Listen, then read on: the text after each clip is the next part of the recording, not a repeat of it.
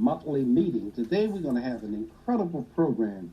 We're celebrating Women History Month, women who've made a tremendous difference in our nation and in the world, women who helped to change the political directions of this nation.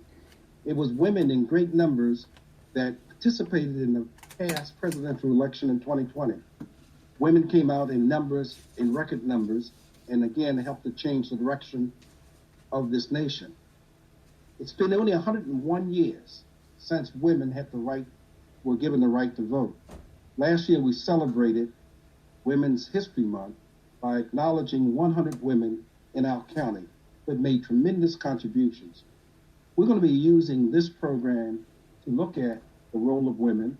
There'll be a panel discussion. We've got a keynote address that will be coming up by Delegate Shanika Henson. We will be looking at women who are currently in public office who are making a difference. We've got a great program scheduled. I'm going to call on the Reverend Ricky Nelson Jones to open us up with the invocation. Reverend Jones. Yes, may we all bow at this time in prayer. For the word of the Lord is right, and all of his works are done in truth. He loveth righteousness and judgment. The earth is full of the goodness of the Lord. And like Psalm 33, 4 and 5, we come before you, Lord, knowing indeed your word is right, and all your ways are done in truth. We bow to you as the only God. We thank you for your son, Jesus, who died for us on Calvary's cross. Heavenly Father, we ask that you reign in this meeting. Please touch every heart and every mind in this meeting, so we will all remember that we are here to get a better understanding of the importance of getting our nation to stand on the creed that it has promulgated, that all men are created equal and that they are to be treated equally without excuse or compromise. Lord, we say a special prayer for women. We remember them during this month. They have borne the burden. They have carried the weight of the family and of this nation. And often they have done it with dignity and without failing. We ask that you bless them in a very special way in mind and body, and most of all in Jesus Christ. Have your way, Lord, have your way, because your way is always the right way. In the name of Jesus Christ we pray. Thank God. Amen.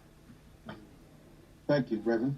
We're now going to have a welcome given by Jacqueline Alsop is president of the Anne Arundel County chapter of the NAACP, and we welcome her at this moment. Jackie?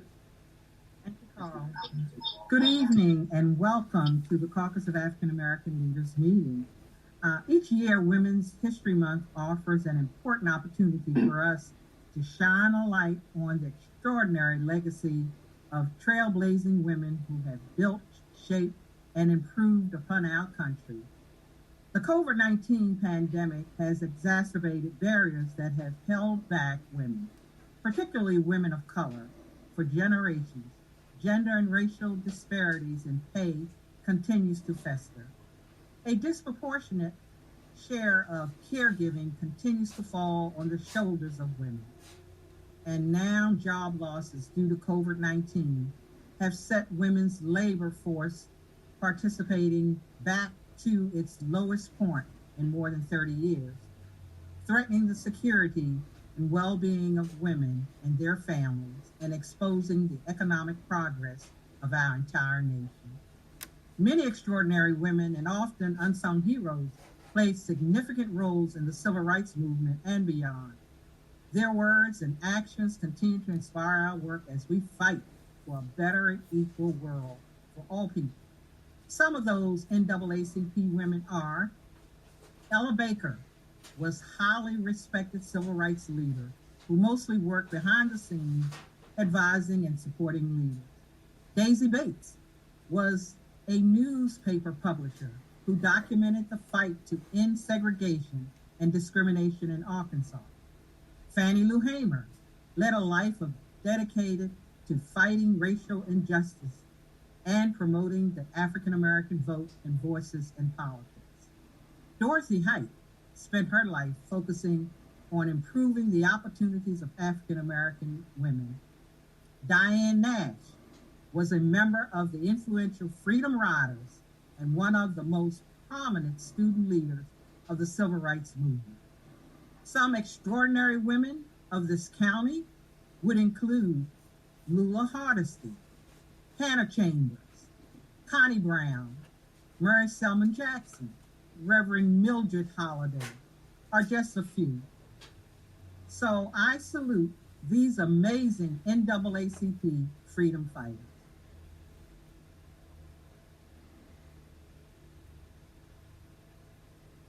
Thank you, Jackie. We have one of the things we do every month, and we've been doing this in partnership with the Anne Arundel County school system. Our young people, one of the things that leave me inspired is just the number of young people who are doing amazing things. So often the media focuses on young people who have gotten in trouble, and oftentimes when we watch and see television, oftentimes we see our youth portrayed in a manner that does not reflect all of our young people. So it's with great pleasure that I introduce Dr. Lorenzo Hughes, who will in turn introduce one of our students today. Dr. Hughes. Good evening, Mr. Snowden and members of the Caucus of African American Leaders. It is always my high honor and esteemed privilege to bring our best and our brightest before you, who are doing great things and are going to be world changers in the years to come. In honor of Women's Recognition Month, it is Jordan Reese, who is from Annapolis High School, who is being honored this month, and I congratulate her on behalf of my supervisor, Dr. Maisha Gillens, who is the Executive Director of the Office of Equity and Accelerated Student Achievement. Ms. Reese. Hello, everybody. First, I would like to thank the Caucus of African American Leaders, as well as AACPS, for selecting me for this Student Recognition Award. I'm currently a senior at Annapolis High School, and throughout high school, I've maintained a 3.9 unrated GPA and a 4.4 weighted GPA, achieving honor roll, principal's honor roll, and superintendent's honor roll. Along with school, I have been actively involved in extracurricular activities, including Expressions Dance Company, Annapolis Alumni Chapter of Delta Sigma Theta Sorority Incorporated Gems, Annapolis High School Outdoor Track and Field, National Honor Society, Spanish Honor Society, Key Club International, Black History Club, Pretty Girl Academy Mentoring Program, the Boston Johnson Messengers of Praise Youth Choir at Mount Tabor United Methodist Church, and United Methodist Youth Fellowship of Mount Tabor United Methodist Church.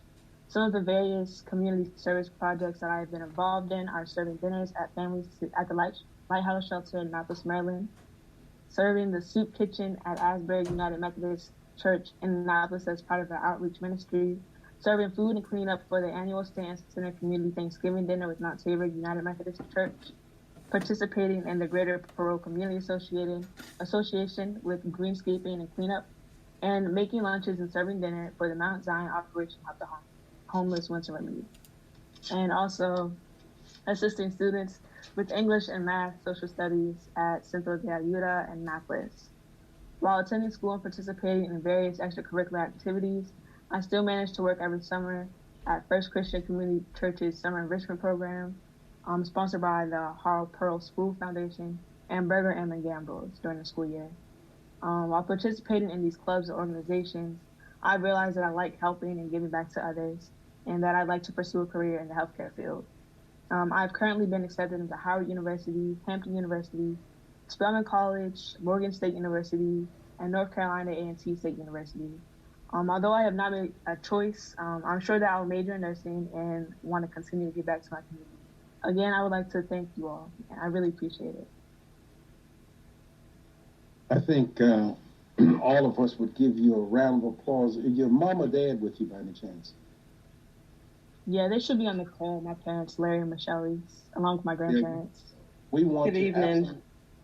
We want to absolutely congratulate your parents, grandparents. You represent well. You not only represent well Anne Arundel County Public Schools, but you represent the community at large. And I saw when you mentioned that you were going to Howard University, a few hands went up in the air. Howard is a special school. But congratulations and thank you. And you have a lot of people on this line that will be more than willing to support you. So if you need support, please feel free to call upon us. You make us proud. Thank you. Thank you. We have now a presentation that's going to come from Eugene Peterson. Eugene Peterson is a former member of the Anne Arundel County Board of Education. He is currently the chair of the Dr. Martin Luther King Jr. Memorial Breakfast Committee, which he's done an excellent job. And now he's serving as vice chair of Anne Arundel County Human Relations Commission. Eugene's going to briefly share with us what the goals of the Anne Arundel County Human Relations Commission are. Eugene? Thank you, Brother Carl. It's a great honor and pleasure to address the caucus. I'm afraid that with the loss of our chairman, I may be the interim chair right now. So that's the kind of things that happen. But I love service, and I think service above self is what we're all about. Let me talk about the history of the Human Relations Commission. Prior to our county executive, Stuart Pittman, the Human Relations Commission was a captive of whoever the county executive was. It wasn't in a county ordinance. It wasn't in the charter. And so county executives could, although they hadn't, either choose to curtail it or not keep it going. The single most important thing that recently happened was in the election when we were added through a charter amendment to the county charter. So no one can ever abolish now the Human Relations Commission. We also, through legislation, through the Pittman administration, were given concrete responsibilities, and that's with the enforcing the Fair Housing Ordinance in Anne Arundel County. That gives us subpoena power. It gives us enforcement power, including fines and assessments. And also we have an additional charge to work towards eliminating discrimination in the county. As presently constituted, we are 11 members, 7 from all of the 7 councilmanic districts, and 4 who are appointed by the county executive in order to increase diversity on the Human Relations Commission. Right now, we need, we've talked with Carl about this, we need someone from County Council District 6. I believe that's Annapolis, so anybody that's interested who may be on this Facebook presentation and has names. I know Carl has sent me some, and we forwarded them to the county executive for review. So that's Councilman in District 6, and we also have a vacancy in District 7. In addition, the county executive has to fill a vacancy that's been created by the resignation of our chair, Roberto Veloso, who had to resign because of personal reasons. We participated in the hate bias incident forum that was held in last February 2020. It was tremendously successful, and then the pandemic hit, so we haven't had a chance to really use the information that we gleaned, but we plan to do that. We issued a very strong statement. You can find it on the county website. When George Floyd was murdered, we felt it was necessary for us to speak out. We did, and we endorsed the 8 Can't Wait agenda, which includes body cameras, police review, accountability, transparency, and we had a number of other issues that we talked about. We also talked about making racism a public health emergency, and we're glad to see that the county executive has chosen to do that and is formulating legislation to in 2021 to implement that with a council.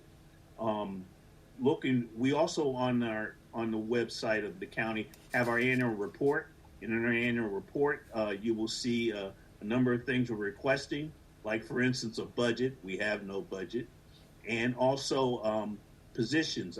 We would like to be staffed like the County Ethics Commission with an executive director and a staff position.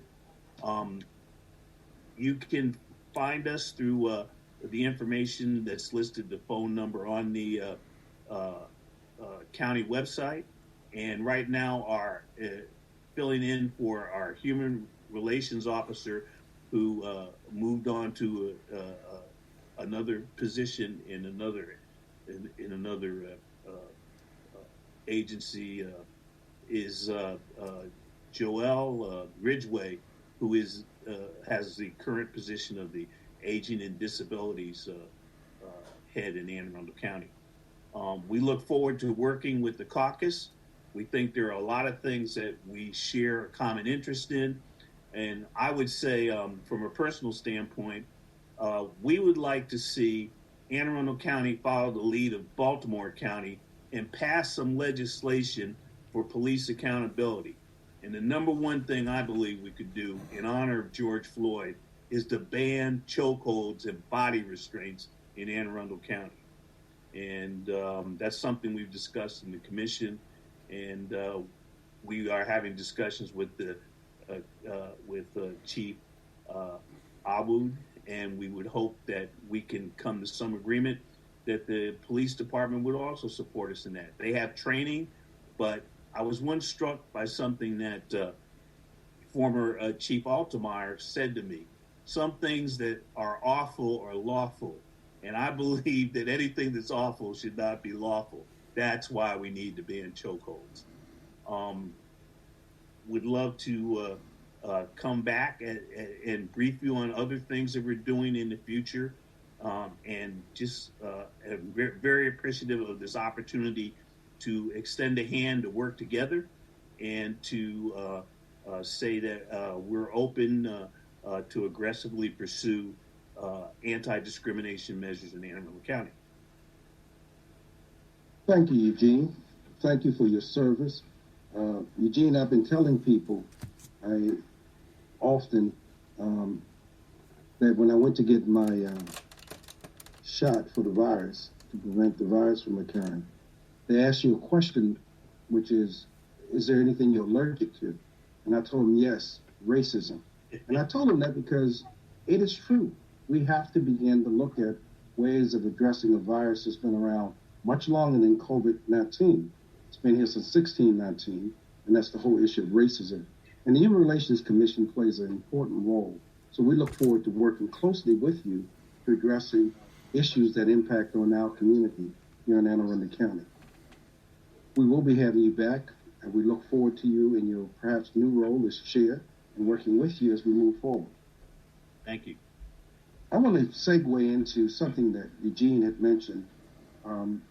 He talked about chokeholds, and police community relations have always been a major issue in our communities.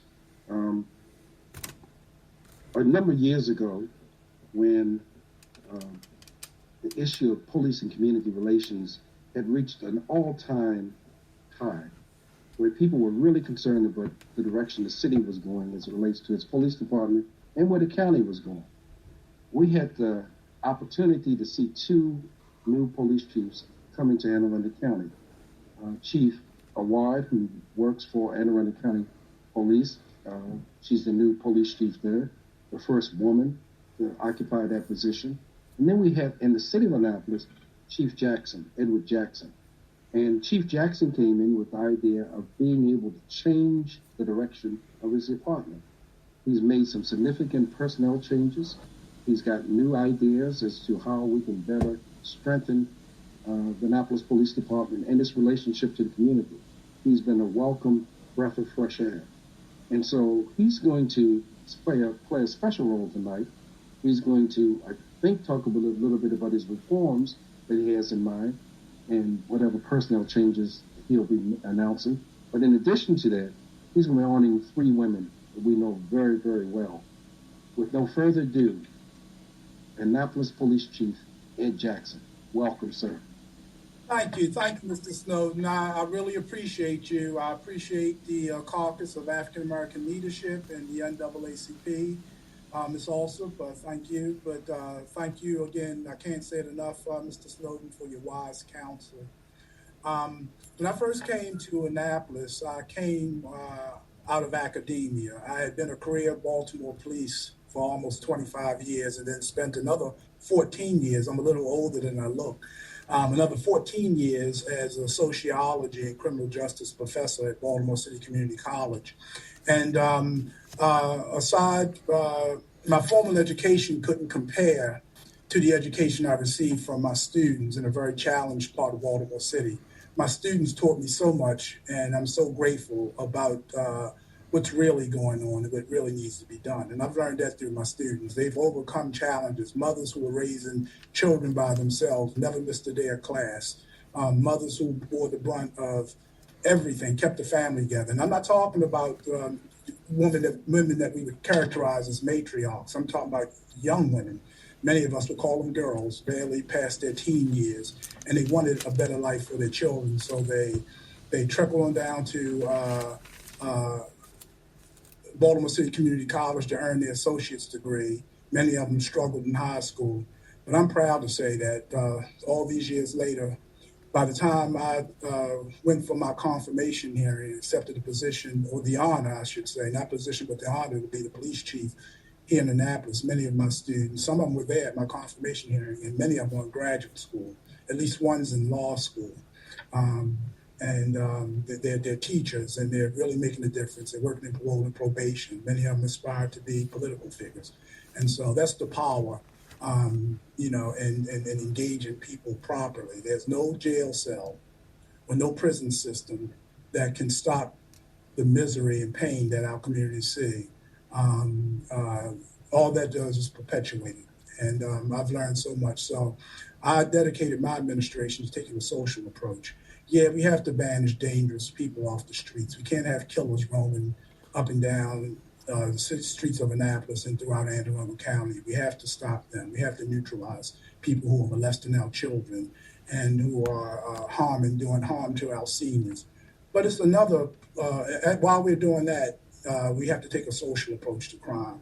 We have this unrealistic expectation that people will just behave themselves, for lack of a better word, just because it's the right thing to do. But when you have unaddressed needs, basic needs are not being met in neighborhoods. When you have alcoholism, drug addiction, clinical depression, alcoholism, broken families, people who are not eating, children who don't have good books to read, irrelevant curriculums in our schools, you're going to have crime. And I see my deputy chief say, he knows what I'm about to say. I wish we could play tag team. He knows exactly what I'm going to say. I use the analogy that you can't plant apple seeds and expect oranges to grow. And in too many of our communities, the seeds of destruction are planted. And so the harvest is going to be destruction. And so we have to interrupt that. So with this honor that I've been given, however long I'm able to keep it, I've committed before all of you that I would do, to the best of my ability, what I can on the social and take a social approach. Crime prevention is to address the social issues that causes crime in the first place. And so we need our faith-based partners. We need our schools. We need our communities engaged. It's too much police, courts, and corrections and not enough family, faith, and education. And so the three institutions of social control should be the latter: family, faith, and education. And we need to minimize police, courts, and corrections. So that segues nice into three women that I want to acknowledge tonight, and in the spirit of Women's History Month. All three women are accomplished, and these are accomplished people who just happen to be women. God put them on this earth as females, but their accomplishments are accomplishments that everybody can emulate, both male and female. One's a civil engineer who's a business owner. The other one comes from real good stock. I think her dad went to school with Dr. Martin Luther King, and she taught English in Anne Arundel County schools for many years. And then one of my mentors is an attorney. I remember her during the days when she was a state's attorney in Baltimore City. And then they all are now older women in the city of Annapolis. So when you look at these three women, their accomplishments transcend their gender. Sometimes we say things and we don't think about what we say. Sometimes we characterize women in boxes. She's a good woman basketball player. No, she's not. She's a good basketball player. Put her on the court with men, and you'll see how good she is. Put her in the arena with men. I would take these three women and put them up against any male. They all have been very supportive of me. Even when we disagreed, I've always walked away. They've allowed me to walk away from my dignity. So for that, I appreciate all three. I'll let you all guess. One of them, she'll tell you about yourself, and then she'll give you a big hug. I'll let you figure that out of the three. But they all are very accomplished women, and I just want to take this opportunity to thank them on behalf of the men and women of the Annapolis Police Department. I don't think I could have really survived, and I'm glad and grateful for this opportunity and this forum to say that to them. So without further ado, I'd like to identify all three of them. My first one is my English teacher, and it's Alderwoman Sheila Finlayson. And I don't know if you can see it. Can everybody see it? And this is a certificate that I'll get to you, and it reads International Women's Day Award, March 2021, presented to Alderwoman Sheila Finlayson in recognition of your significant contributions to the community and the Annapolis Police Department. We celebrate and honor your legacy and lasting impact. And it's signed by me, but this is on behalf of all the men and women of the Annapolis Police Department. So thank you, Alderwoman Finlayson, for your service. Thank you for your support. We appreciate you. And we celebrate you on International Women's Day. Women's Month, I should say. The next one is my attorney.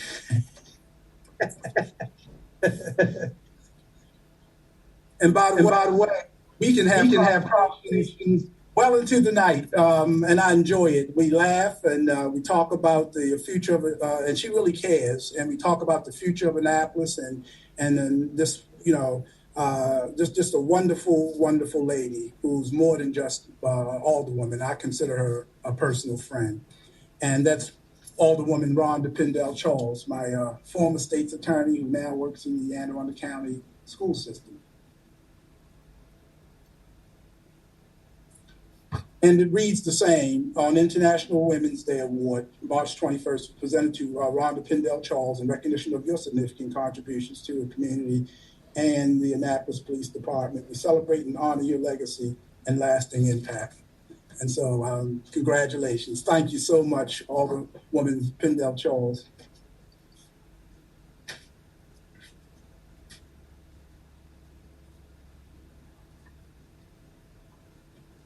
And the last one, I love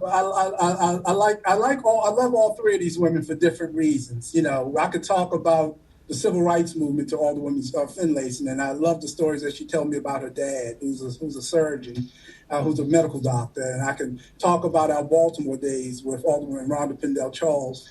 But the last one I like to make laugh, Alderwoman Ellen Tierney, because people who know me know I love to laugh and I like to say things that are flippant and I like to surprise people. I get a kick out of people looking at me like, I can't believe the chief said that. And so I get the biggest kick out of Alderwoman Tierney when I say those things, when I do the Zoom calls. And sometimes she looks at me like, what's the chief going to say this time?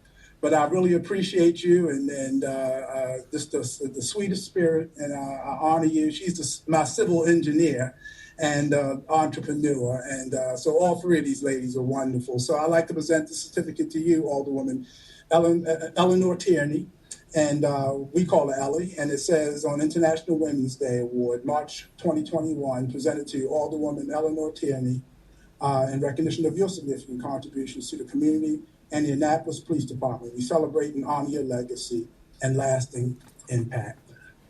And so thank you, each and every one of you. God bless you. And we appreciate everything you do. Thank you for allowing me to present. I appreciate it. Chief, thank you. And we're now going to turn to each of our honorees. We're going to do it by awards. So we will start with Alderwoman Ellie Tierney. The floor is yours. Go right ahead. Thank you, Carl. I know that's the one negative about Ward 1. You always go first. I didn't have prepared remarks, but I do want to respond to what I heard today. Carl, Carl always, when somebody speaks of their achievements, a young adult, he always asks, are your parents here? Where are your parents? Knowing that our parents have made these imprints in our lives. And so that brings me to say a couple of things. My parents did have imprints in my life. My dad, in spite of his struggle with alcoholism, he was determined on his salary as a teacher to get all 7 kids through college. He was determined, and my mom was the nexus of the family with all of that chaos. And I had 5 brothers and sort of an unreliable dad sometimes. She held it together. And I know she would be really proud of me right now. She was a diehard Democrat. There are other, imprints in my life early on. I remember vividly when Robert F. Kennedy died, coming home from school and seeing her glued to the television and totally despondent. And she instilled in me this thought. She was a wonderful person, but she always said to me, you are no better than anyone else. She was all about equality, and our house, as chaotic as it was always open to friends and family. We were all just a big, crazy, chaotic house. But I knew that from my mom that I had to go out and earn a living. I needed to be self-sufficient. I didn't want to have to rely on someone else's income because of all of that. So I did go to college. I loved math. I knew I had to get an education that would give me a job right away, and that was to be an engineer. And I went to work for Turner Construction Company because my brother's friends were building casinos in Atlantic City, and I thought that was really cool. So, and I believe I got the job because I told them during the interview that I had 5 brothers, so they knew that I could work among men, and I did. And being in construction, you're sort of in that hole together. It isn't if you're, male, female, black, white. It was all about competency, and if you had that competency, you were treated equally. And I did that for 30 plus years, but it was hard. I had 2 children, 2 boys, and I had I kind of was an overachiever, and I learned I had some rough knocks and some learning lessons, and then I just sort of took a time out and bought a bed and breakfast in Annapolis and fell in love with the city and went into public service because President Obama told me that I should. But I want to thank you for this acknowledgement. Not just because of namesake, but one of my mentors is Eleanor Roosevelt. Her words back in the 1930s are still applicable, especially timely to women.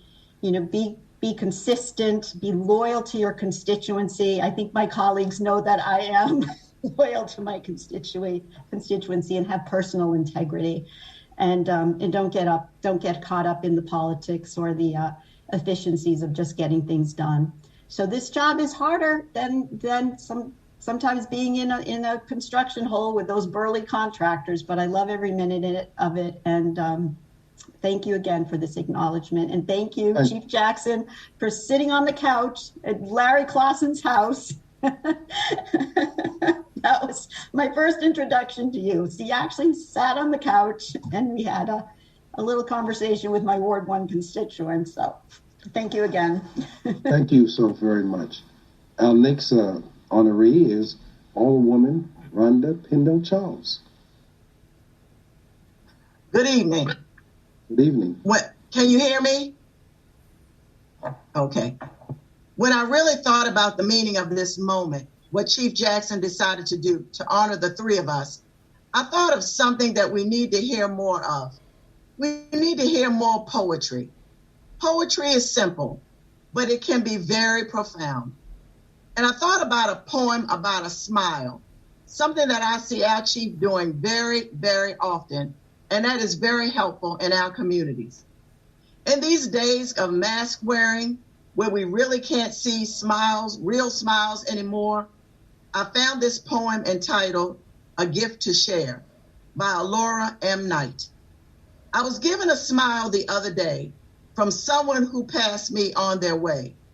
I wasn't sure what I should do. Perhaps I'll leave it up to you. If I should keep it for myself, put it on the kitchen shelf, then it would be a certainty to bring some happiness to me. Somehow that doesn't feel just right for me to keep it in my sight when there were others who might need a waft of warm, oh yes, indeed. It doesn't take so very much, a cheerful smile, a gentle touch, to lift the cloud another bears, to help them feel someone and somebody who cares. There's one thing we all should know. A smile is like the candles glow. No matter how many candles shared, that light, its fullness still is there. So when I go out on the street, no matter whom I chance to meet, if I share with them my precious smile, do you think that will be worthwhile? For hopefully they too will understand that a smile is like a helping hand. I'm hoping that you will agree and always keep sharing a smile with me. God bless you all, and thank you very much for this honor. Thank you, Chief. Thank you very much. And now we turn to the fourth ward alderwoman, Sheila Finlayson.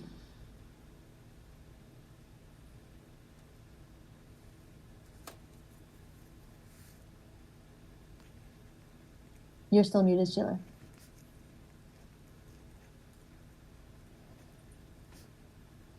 First of all, thank you, Carl, and to the Chief for this recognition. I am truly honored. You know, we do what we do because we love our city. Yesterday was the International Day of the Woman. And I believe the theme was, where women rise, everyone benefits. And that's kind of the theme for all three of us in our city.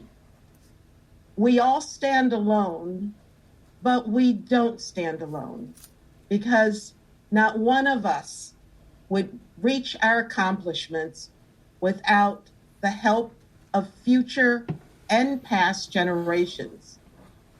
I stand on the shoulders of many generations who came before me. I am the woman that I am today because of my mother. Her name is on the Foot Soldiers Monument on Cathedral Street in downtown Annapolis.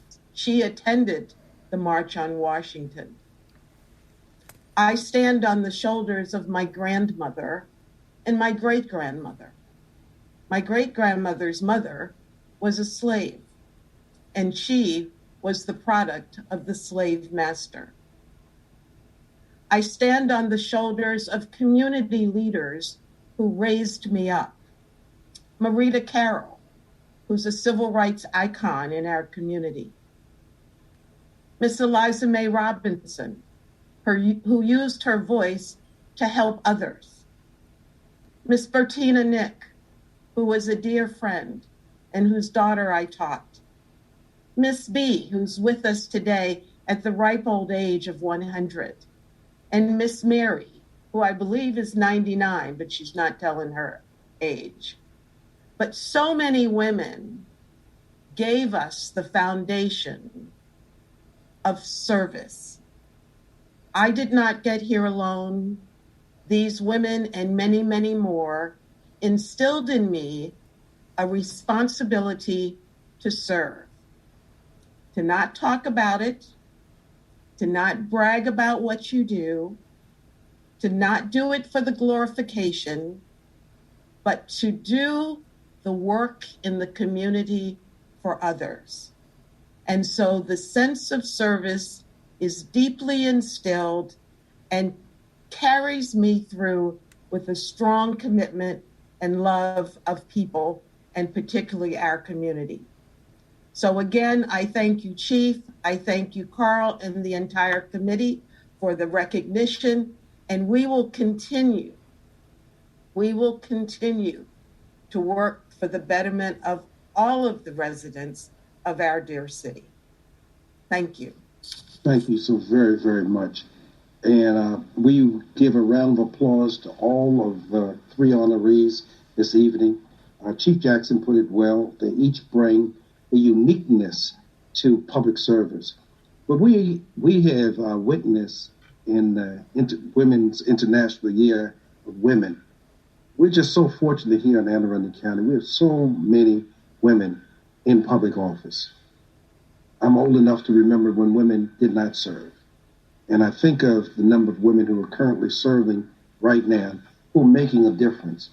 I want to acknowledge some people that's online before we go to the next aspect of the program. We have the representative from Congressman Anthony Brown's office. Thank you so very much. We have a representative from Senator Chris Van Hollen's office. Mayor Buckley's office is being represented by Susan Smith and Lynn Farrell and several others. We have also our state senator, Sarah Effrey, online. We have Alderman Brooks, my alderman, by the way, from the 5th Ward, who's on. We got Dana, who's with the school board. We also have Candace, who's with the school board.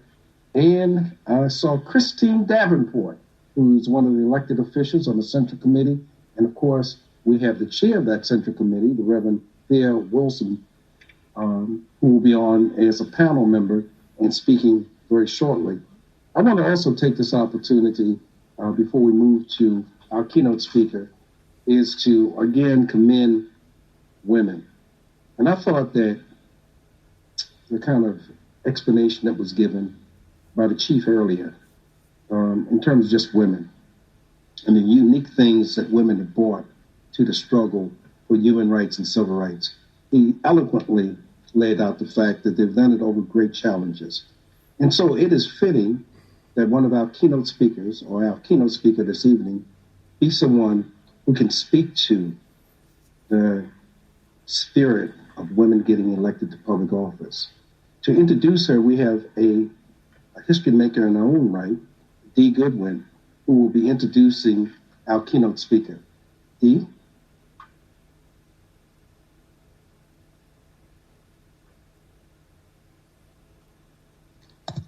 Sorry, thank you, Carl. I had to unmute. So good evening, everyone. It gives me great pleasure to introduce to you this evening's guest speaker, none other than the wonderful Delegate Shanika T Henson. Delegate Henson is a native Annapolitan who has always had a passion to provide community service. In her youth, she felt passionate about dedicating her time to supporting missionary work and assisting with various food pantry distributions in Annapolis. So once she transitioned into adulthood, she continued her service. She worked with the homeless. She raised awareness to provide pro bono work in domestic violence issues and helped at-risk and underprivileged children. Now, ever since I've known Shanika, I've watched her grow and recognized her energetic spirit and professionalism in anything she does. That's what I've noticed. So she pursued and obtained a bachelor's degree from Coppin State University, and a Juris Doctorate in law from the University of Baltimore. After acquiring her degrees in 2010, she was admitted into the Maryland Bar as an attorney. She worked for the Arundel County State's Attorney's Office, the YWCA, and the Maryland Office of Attorney General. She continued to make a difference in the community, and in 2018, she ran for and was elected to become an alderwoman on the Annapolis City Council, representing Ward 6. Over a year later, she was appointed a member of the House of Delegates, representing District 30A, which she was replacing the Honorable Michael E. Bush, where she serves 80,000 constituents. In addition to her district leadership responsibilities, she's a tenured attorney who heads her own law firm, the Johnson Group, where she problem solves in the areas of the business development, debt collection, contract management, family law, and more. Serving in her roles as a legislative representative, an attorney, and wife and mother, Shanika keeps her finger on the pulse of the city and is deeply committed to positively creating change on issues that impact the community. Would you please help me to warmly welcome Delegate Shanika T Henson. That was really kind, Dee. I appreciate the welcome and everybody on the line. I'm honored to follow women whose leadership I really admire. I got an opportunity to work with older women, Tierney and Finlayson and Pendell Charles on the city council, and they are the real deal. I learned a lot from them during my time on the council. So what an honor to be able to follow them on this program. I know that we have a number of men who are watching us, who are joining us tonight as well, but I would like to talk to the women during Women's History Month. I know that as women, we are dynamic people. We have many skills, we have many gifts, we have many talents as women. We have many things that we struggle with too. But I know that also our struggles can be very different too.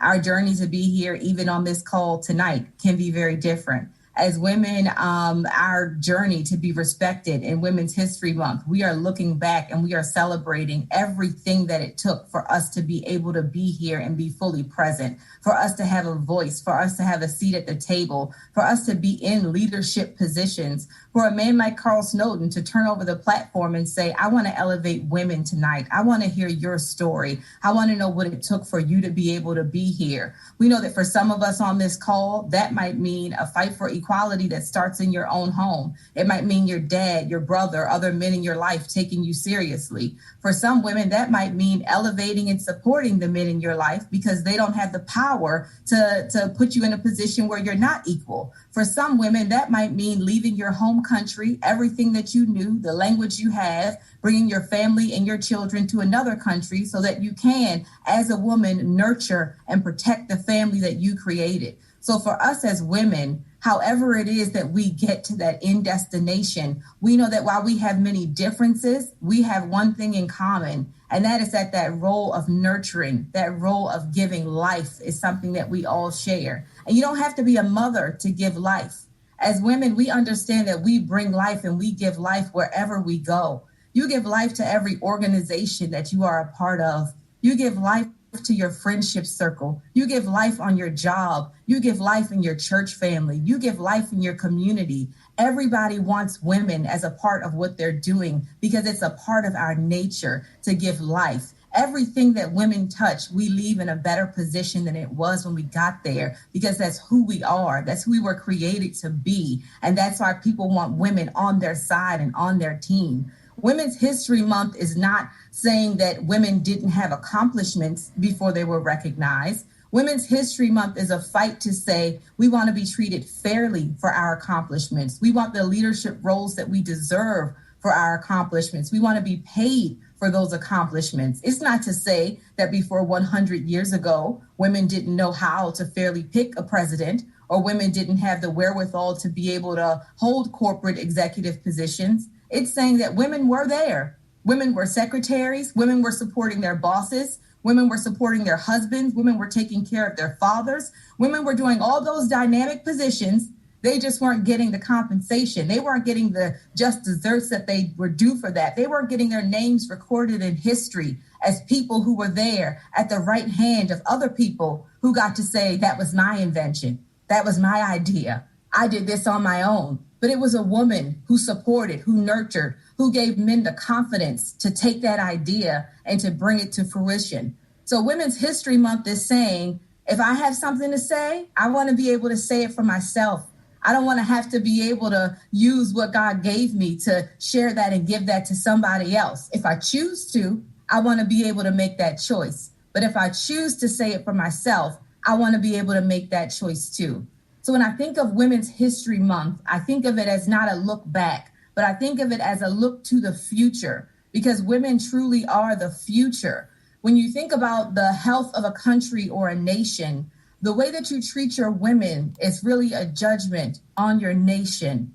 If your women are happy, if your women can thrive, if your women have a pathway to prosperity, if your women can be self-sufficient and don't need to have themselves connected to a man, whether it's their father, whether it's in a family relationship, if women have a way to be whole and self-sufficient, then you can really count yourself as a country that's found a way to build a foundation for everyone. But if you're a country that puts women in a box, that won't value their leadership, that puts women in a position where they have to struggle and they have to find someone else to hitch themselves to in order to be sufficient, then you can't say that you're really a country that's prosperous. Because if women, the very foundation of life, can't find themselves in a position where they can thrive and survive, then your country has a fundamental and fatal flaw. We understand that family is the foundation of community, but women are the foundation of family. So if a woman is not able to survive on her own, then your family has a fatal and fundamental flaw.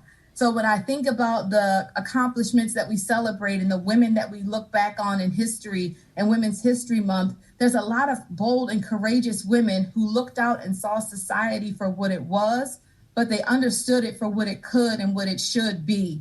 And so I look at us and all the opportunities that we have now, and I think about how we are challenged to look to the future. And we have women who are still the first in leadership positions, women who are still doing things that are the first, but we still have so many other things that we have to envision, so many other things that we have to go to, and so many other young girls that we have to inspire and figure out what their next is going to be.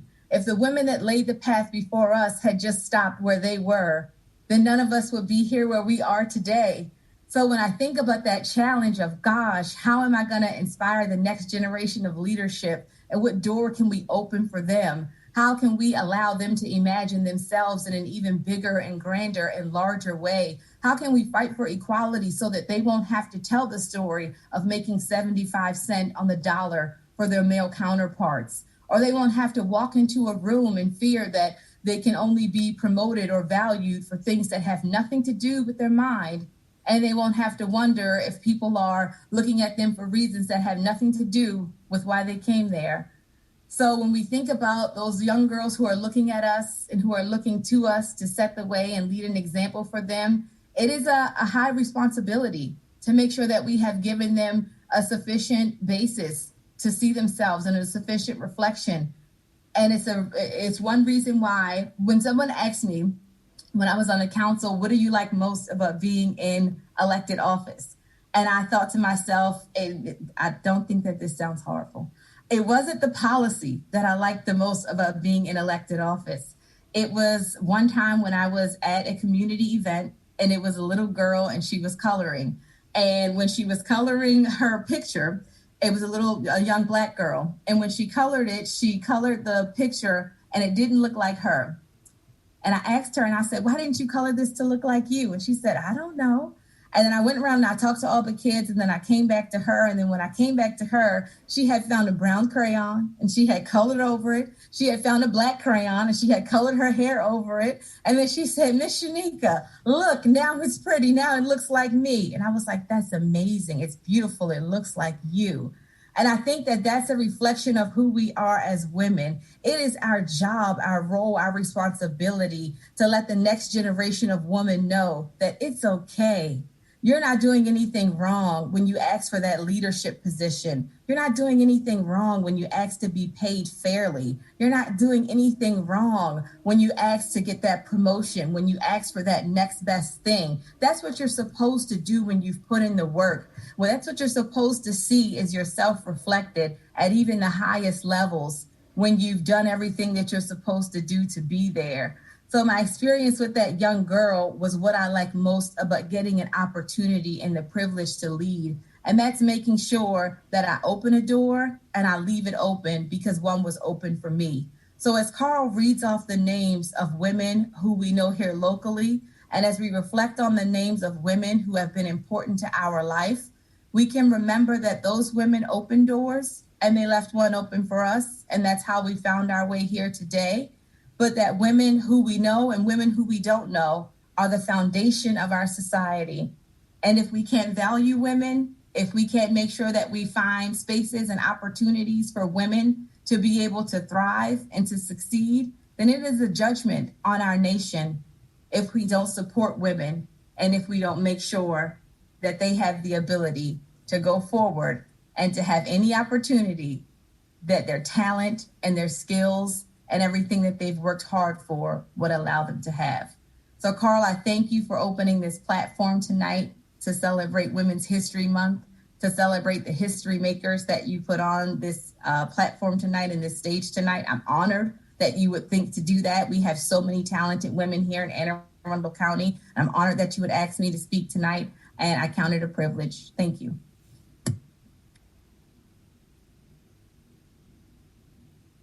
Standing ovation you're getting.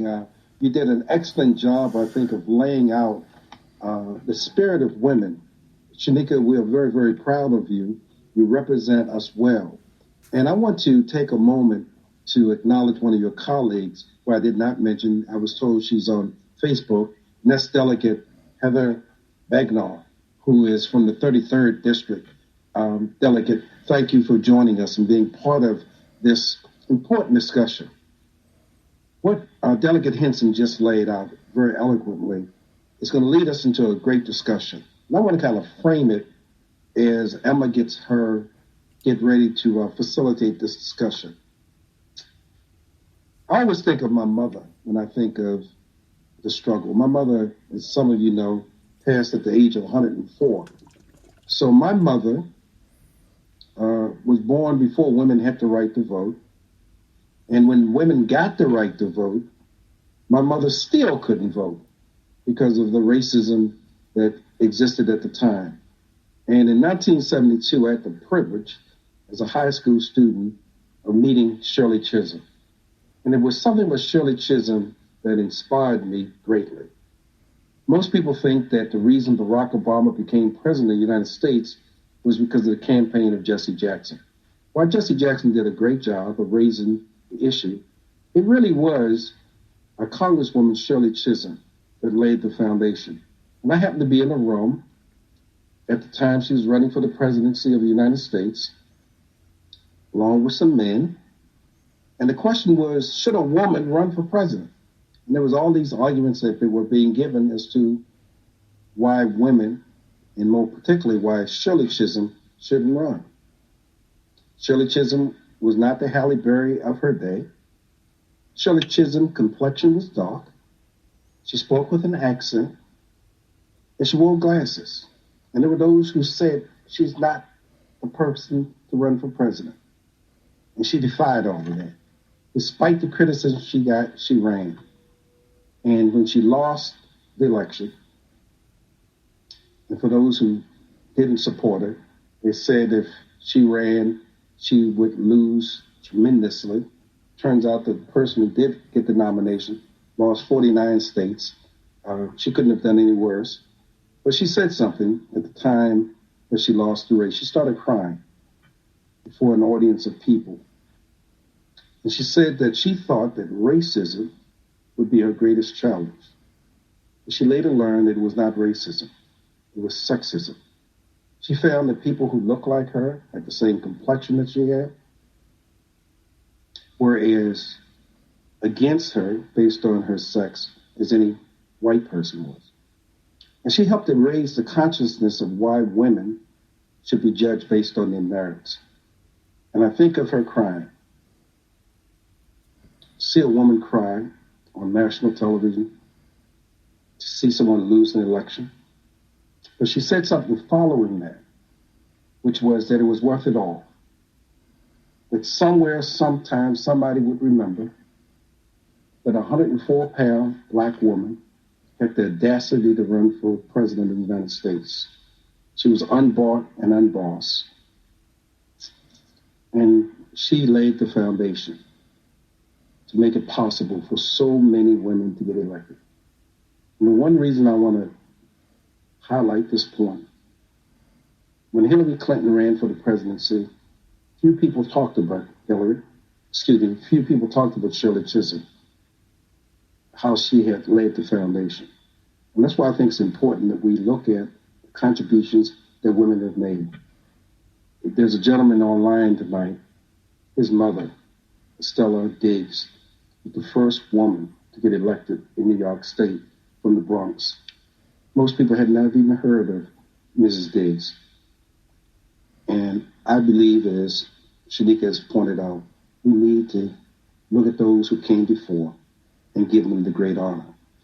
So with that being the backdrop, we're going to have a panel discussion. Emma's going to introduce our 4 panel members. And the question I have for her to ask these 4 women, what do they see the future? What do they think when we will be able to achieve the Equal Rights Amendment in America that is still not part of the Constitution? Emma? Thank you so much, Carl, for giving me this opportunity, and I have to echo the thanks that everyone else has provided and to both you and the caucus for allowing this forum to amplify the voices of women and highlight the accomplishments of women. I'm not going to try at all to be as eloquent and amazing as Delegate Henson was in her address. So I'm just going to do my best here. Tonight, thank you all for being here. We're going to move into a panel discussion with 4 trailblazing women who are all working in fields and job sectors that are typically thought of as male-dominated. So tonight, those sectors include business, they include the clergy, science, and the military. But we thought it was important to also note that there are many other sectors in the job force that have plenty of women in it, but are thought as male-dominated, and those women do not get the recognition they deserve. And one of those sectors is blue-collar jobs. So jobs like plumbers, manufacturers, farmers, electricians, pest control specialists, power plant workers. The list goes on and on. So we want to recognize the many women that work in those job fields who often are overlooked or don't get the recognition they deserve. With that, I'll just sort of launch into this. So first, I'm just going to introduce all of our panelists by name, and then once I introduce you, I'll turn it over to you to give a brief introduction of who you are and what you do, and then we'll get right into it. So from the business sector, we have Miss Lisa De Jesus. Good evening, everyone. Excuse me. My name is Lisa De Jesus. I am a local business owner for 28 years. I own a hair salon, Salon De Jesus, in the Arundel Plaza. And that's pretty much it. And I'm also a property owner, landlord. So that's me. Thank you so much for being here, for sharing your experiences. Next, we have the military, and representing the military, we have Lieutenant Commander Eve Herwitz. Hello, everybody. Thank you so much for having me. Good to see a lot of familiar faces again and some new faces. So I'm Eve Herwitz. I'm a combat veteran, 2 tours. I'm a naval flight officer, and I'm also I'm a interfaith minister and a Reiki practitioner, and I'm the director of finance for March On and the executive director for March On Foundation. So I'm deep in finance as well, and I used to own my own business before I went into the nonprofit full time. So I have a weird background of experiences, and I've dealt with a lot of men. And I also ran for office, and this is going to be fun. So thanks for having me. Thank you, Eve. Eve is also my boss. So right, next we have representing the clergy, we have Reverend Thea Wilson. Good evening, everyone. I am Reverend Thea Wilson, and I'm going to talk about my role as an associate pastor at the largest church in Maryland, the First Baptist Church of Glenard in Maryland. I direct the civic engagement ministry at this church and many other things. I'm excited to be able to join this panel to talk about the strides women have made in the clergy. Thank you for the invitation. Thank you for being here. And last but not least, we have representing the science sector, Madeleine Minkowski, who also happens to be a friend from high school. Hello, I'm Madeleine Minkowski. I am currently earning my PhD in immunology from Yale University. I went to school with Emma, as she mentioned, in Anne Arundel County. And I got my bachelor's degree from the University of Maryland at College Park.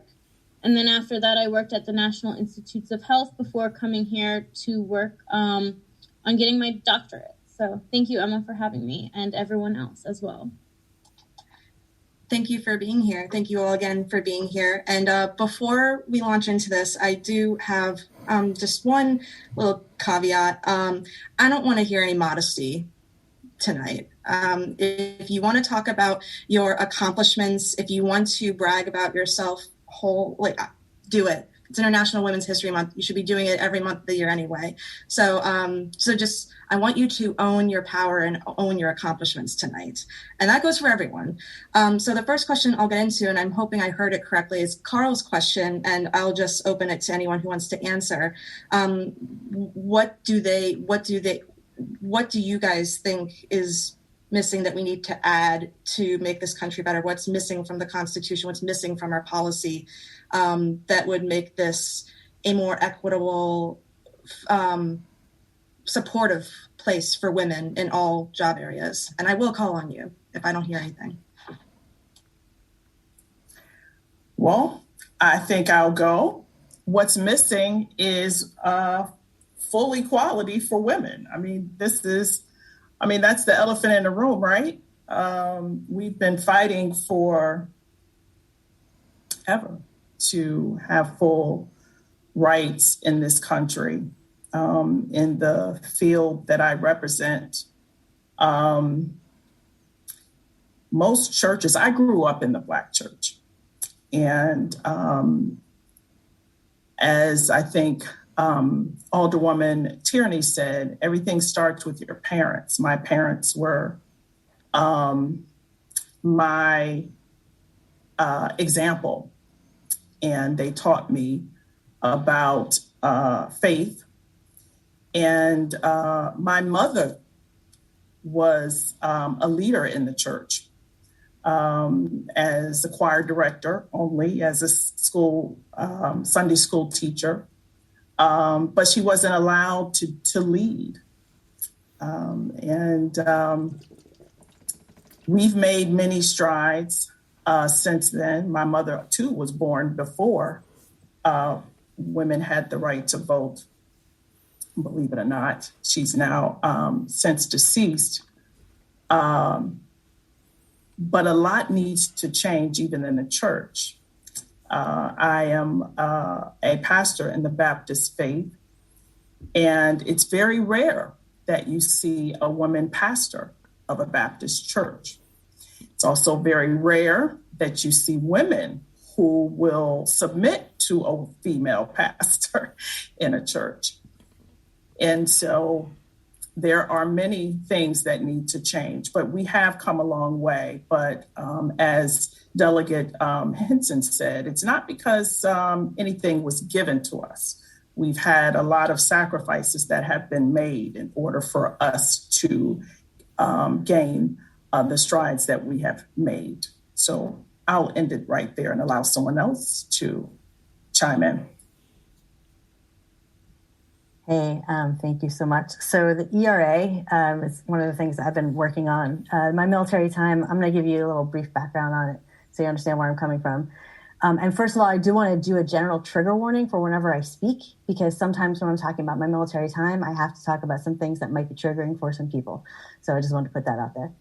But the military industrial complex is real, and it's based in a white supremacist patriarchal complex. And we see that every day. And we in the civilian society get all of the worst of it. It's already terrible to begin with. And when you're in the military, at least I had full health care. I had leave. I had pretty much, if I was sick, I could go wherever I wanted. They owned me and they traumatized me. But at least I had benefits. We are all traumatized and owned by the system without any of the benefits.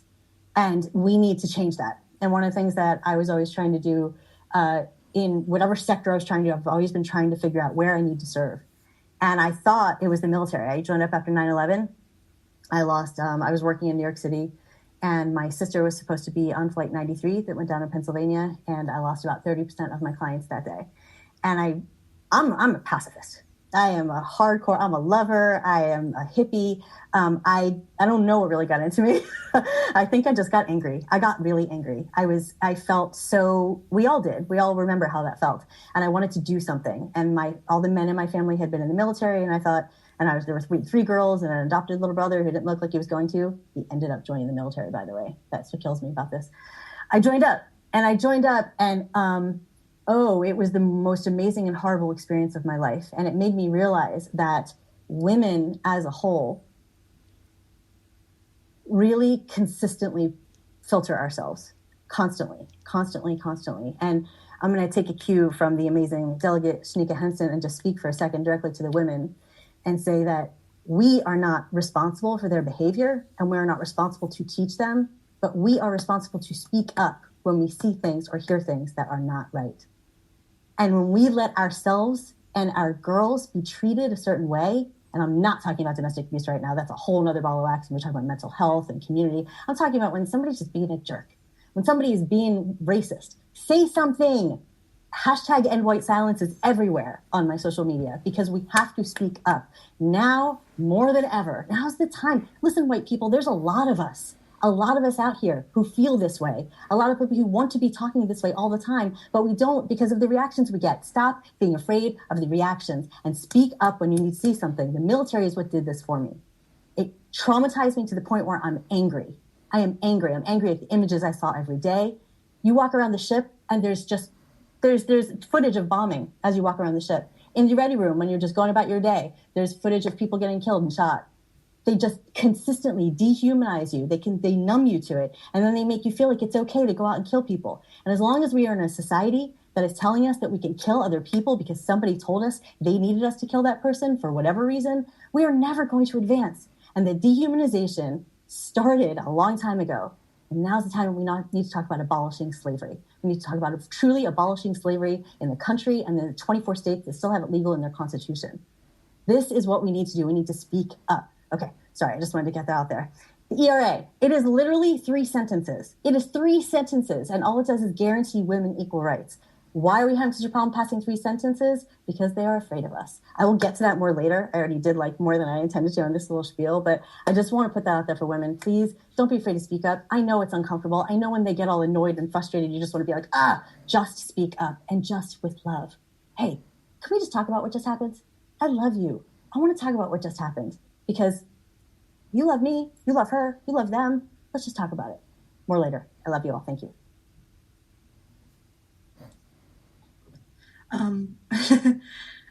Madeleine or Mr. Jesus, do you have anything you want to add to that of what's missing, or should I move on to a different question? I think one of the things that I would say that I see. Oh, sorry, Lisa. Did you want to? No, go on. I can. Oh, thank you. That's fine. One of the things I see, especially in science, is a lack of support for women, especially when they begin to start their own families. So about 90% of women of working Americans are going to end up having children at some point. And at least in STEM, 40% of women end up leaving their full-time jobs once they have their first child. And the lack of support for things like this, for things like raising a family that are traditionally thought of as women's jobs, can really detract from people being able to move forward in their careers. It's okay to leave your job if you feel that you want to focus full-time on your family. But if you feel you don't have an option because you can't afford childcare, because you don't have enough time to dedicate to both child rearing and to your career, then there's obviously something wrong. And I think that providing more support for things like childcare would definitely help women to actually achieve equality, because that's something that men do not usually have put on them as an expectation when they're proceeding through their lives.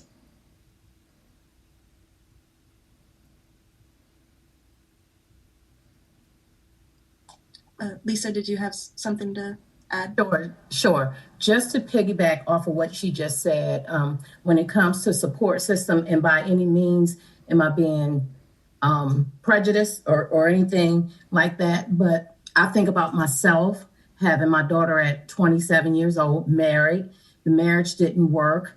And I didn't have the support from her dad, my ex-husband, but instead of me moping in that moment, if you will, I just made everything happen.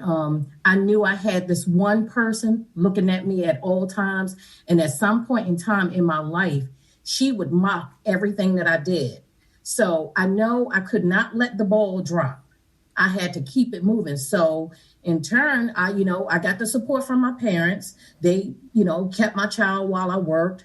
And as she got older, when I saw her eyes were opening up more, she was seeing more of me. I had to do better, be better, and just make the world for not only me, but for her as well. So God saw fit that I had my own business, 28 years. And then I went on to teach for Anne Arundel County Public Schools, the cosmetology department. I have done teen groups. I felt like because somebody paved the way for me, I have to give it back in return. I'm always there for children. I love children. I love young ladies. I like to raise young ladies from little girls to women. I like to see them grow. So that is just something that's near and dear, with me. And just setting examples for people. I think that's better than anything. You can have all of the degrees in the world, but the foundation that's given to you at home, you can't buy it. It can't be bought in 4 years, 8 years, 12 years. You can't get degrees in that. So my foundation was laid perfectly, which allowed me to give it back perfectly. And that's what I strive to do on a daily basis. So I applaud all women that make it happen. Thank you. Emma, can I say one more thing? Yeah, go ahead. I just had a thought because the question was about the Constitution and what's changed, what needs to change. In my field, our Constitution is the Holy Bible. Can't change it. And the perception or the interpretation of Scripture as it relates to women has been the issue with a lot of men in my faith. And certain scriptures that speak to women that's been misinterpreted. And what needs to change is people need to learn how to properly study Scripture and understand the context in which the patriarchal statements were made. And so a lot of women have been overlooked, and a lot of women have been, I will just say, abused in church settings because of misinterpretations of our Constitution, of the Holy Scriptures. I remember growing up as a young girl being mesmerized by the preached word. I mentioned that I was raised by parents who were actively involved in church, and I can't remember a day I was not in church. I grew up playing Barbies under church pews while my mother was in choir rehearsal, and I was mesmerized by the preached word, but I was always, my mental intelligence was shaped by an ideology that women are not allowed to preach the gospel. And that went on for years until I was exposed to other women who were preaching the gospel. That did not happen until I came to Washington, D.C. For college, Howard University. I never saw a female pastor. I never saw a female preacher even.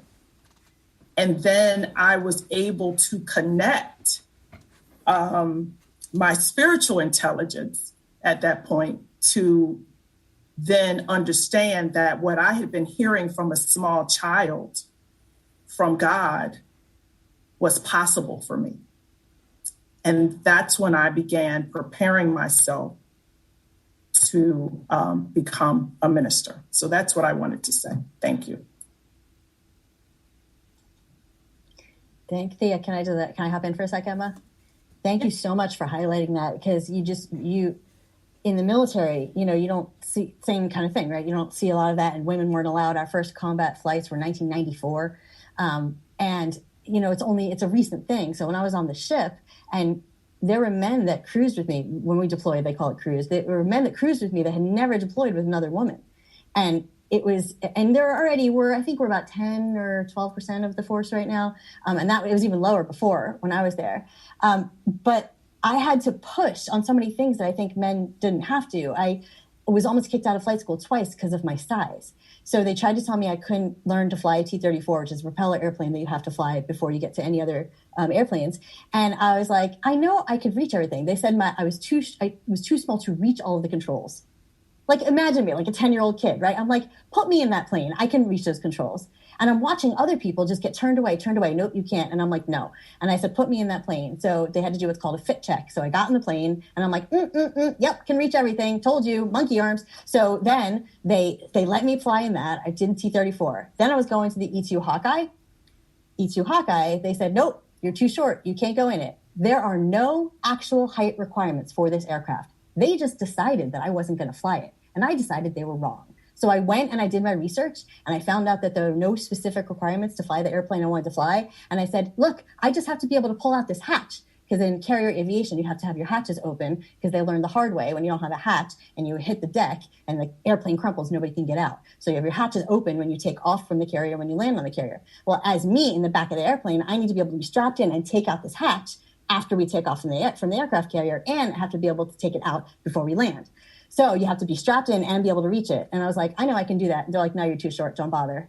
And I'm like, excuse me, still here. So I forced them to take me into a Hawkeye. They put me in 4 different airplanes over 2 hours and tried to find a hatch that I couldn't open. And I kept on doing it. And my arms were like jelly at the end, because they kept strapping me in fully, telling me I had to do it in and out. Do you think they would have done that with a man? I highly doubt it. And the thing is, we have to push more. And women of color have to push even more. I'm privileged. I know I am a privileged white person. And it was so hard for me. And I watch women of color in the military even harder. We have to push back. So thank you, Thea, for highlighting that. Thank you for letting me speak again. I totally agree. And that brings me into my next question, which is kind of a hard question for me to ask, but I think it's one of the most important ones that I have here, is that how, and this is for all of you, but I'll ask for either Lisa or Madeleine to speak first. How often did you encounter sexism, either conscious or unconscious, in your job sector? And how did that manifest itself? I think I encountered it when I was younger. My first job was at my godfather's hair salon, and he was very controlling. And my personality is very strong. So we kind of hit heads every day.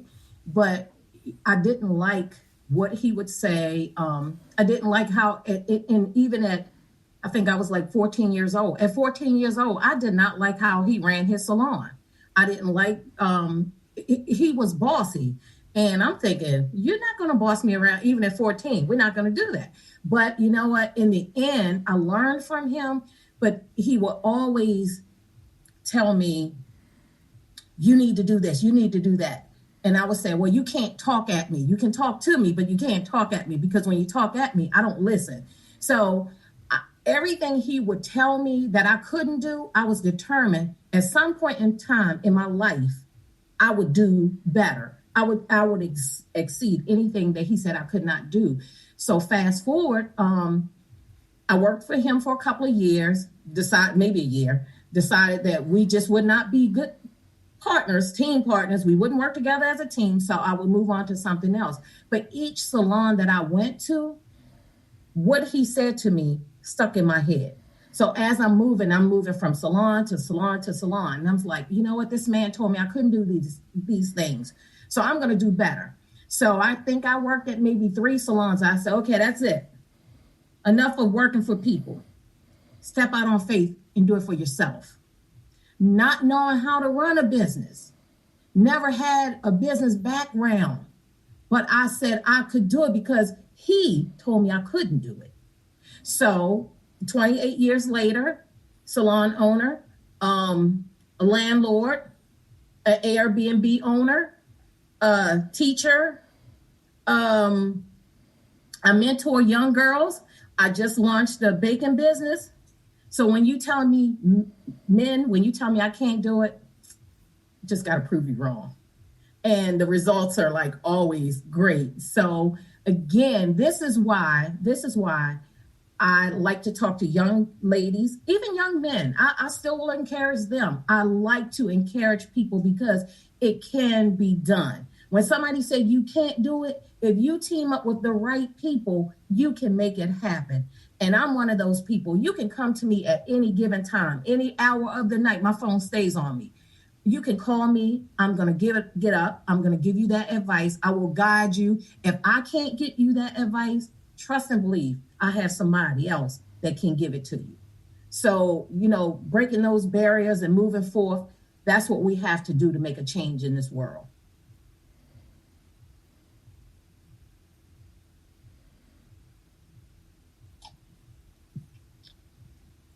I definitely agree. There are a lot of times when other people are telling you, or even yourself, and for me, that's been one of the hardest things, is when I tell myself I can't do something. And overcoming that is really one of the bigger battles, I think, in succeeding is actually going for things, even if you have self-doubt, because a lot of the time that's not true.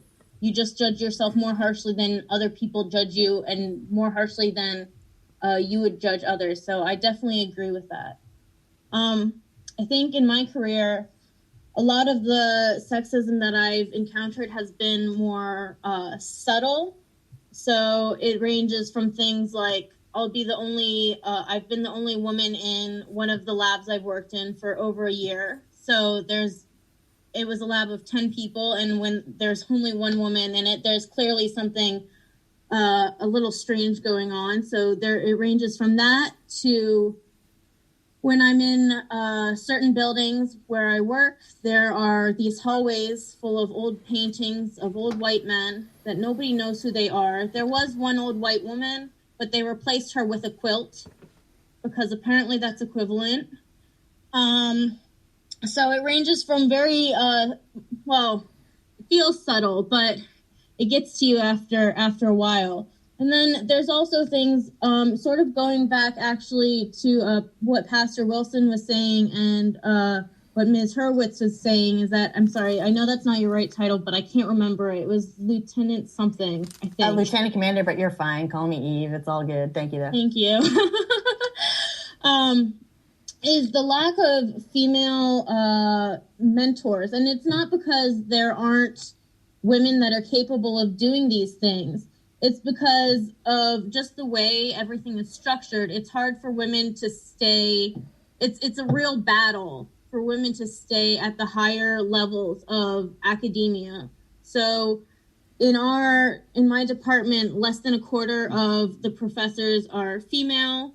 Fewer than that are of racial minorities. And I can imagine it's so hard to try to find a female role model that you can that has enough time to talk to you, because about half of my class is female, but if each female is looking for a female mentor, if each woman is looking for a woman mentor, there's just not enough time to go around, and you aren't rewarded for the time that you spend mentoring other people. When people are looking at you for promotion, you aren't going to really be rewarded in terms of your career for how many people you've mentored, for how much time you've spent reaching out to the community, for how much time you've spent trying to get other people interested in scientific careers. It's all looking at the other things that doing a sort of outreach and providing mentorship takes away time from. So it's things like papers that you put out, funding you get. And there's just, it's not possible to do all of it. So I think that's just one of the many ways that we see it, I think, is definitely the lack of women up at the higher levels, and then the huge demands on their time for which people are not rewarded. And that does not, encourage them to stay in those higher positions either.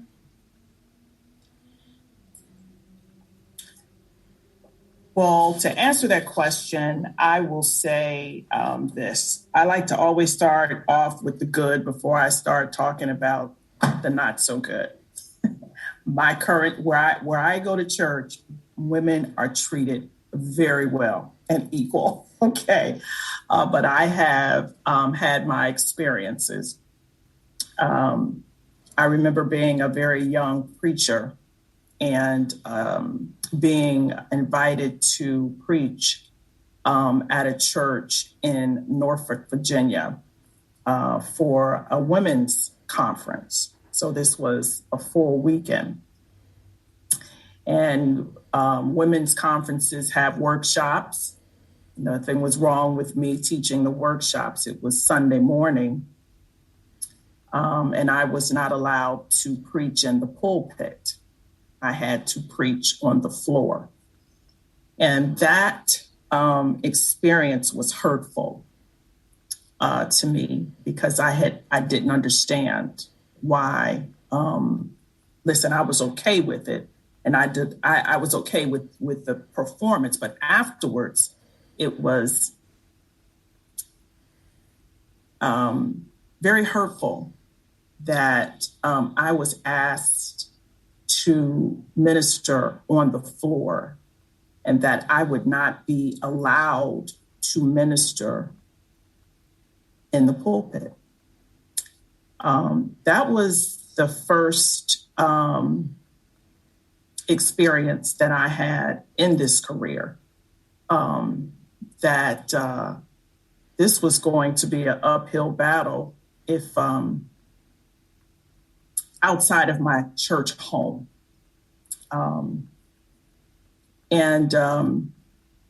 Looking back on it, I'm kind of glad it happened because like Eve has said, I'm sorry, it was Lisa who said that it made me better. I wanted to learn everything I could about the preached word. I wanted to know everything I could about scripture.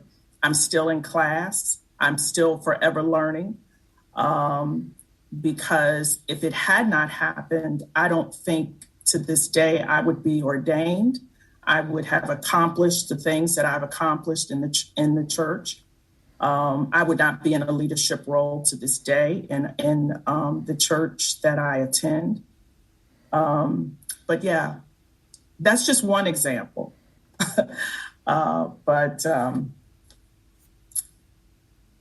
Yeah, sad, but it's happened. And it's happened to many of my colleagues.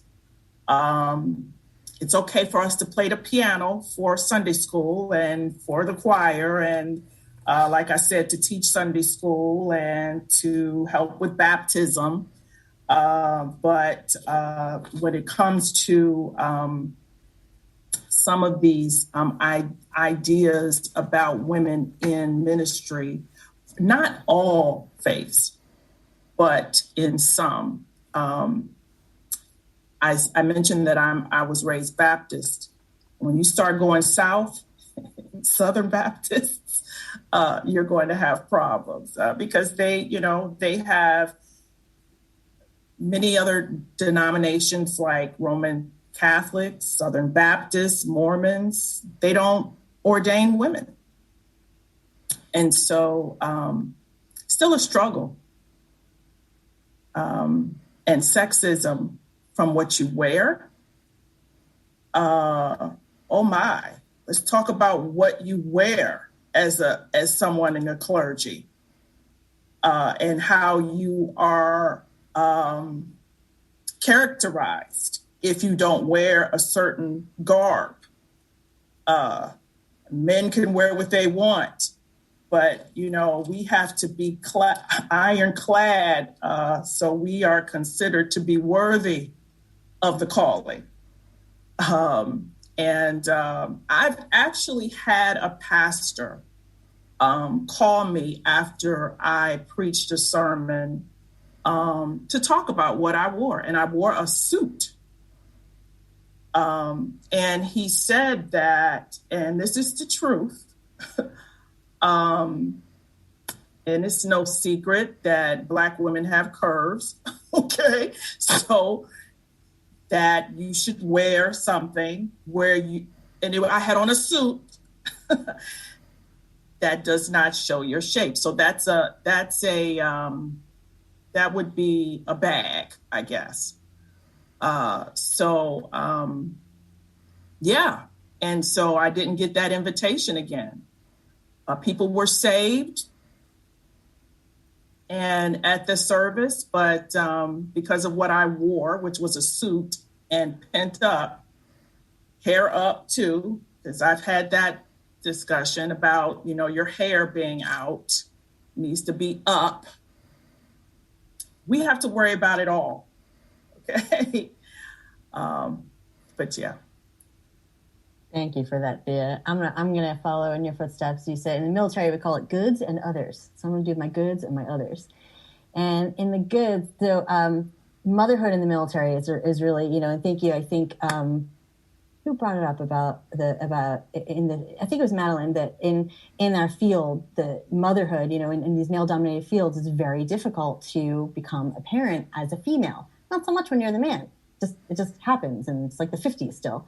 But in the military, if you want to have a child, especially in the Navy, the way it works, it has to be after your first shore duty and between your first, depends on what track you take, but you have this 2 to 3 year window of time that makes sense to have kids. And it's usually mid to late 30s.